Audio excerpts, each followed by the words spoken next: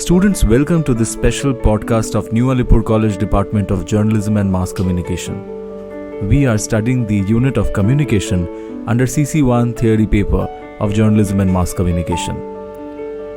We have understood what are the elements that are covered in the syllabus of the unit specific to communication. So the obvious question now is, what is communication after all? How do we define it? Let us look at some of the common definitions of communication. Interaction, interchange, transaction, dialogue, sharing, communion, and commonness are ideas that crop up in any attempt to define the term communication. According to Dennis McWell, communication is a process which increases commonality, but also requires elements of commonality for it to occur at all. A common language, for example, does bring people together, but language alone does not suffice for the communication taking place. Let me explain. Well, let us consider that there are two Bengalis who are settled in United States. Common language, Bengali, might be a reason enough for the start of the communication to take place.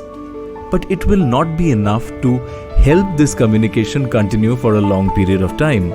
There is a necessity for a common area of interest. Say for example, if these two Bengalis happen to be engineers, maybe software engineers, they will have a lot to discuss because their area of work or area of interest is definitely same. There is a commonness to it, and then the conversation flows. The Sanskrit term Sadharanikaran comes closest to the sense of common or commonness, usually associated with the idea of communication.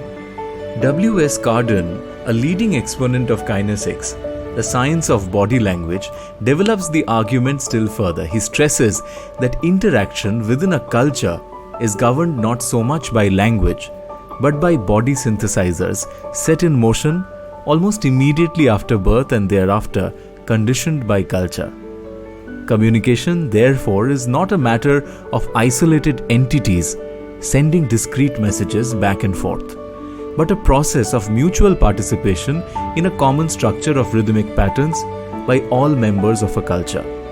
For sociologists like Thompson, however, communication is a form of action which takes place in a social context and is related to questions of economic, political, coercive, and symbolic power in society. Well, students, that was a basic idea of what communication really stands for. Now you might be interested to know what are the types of communication.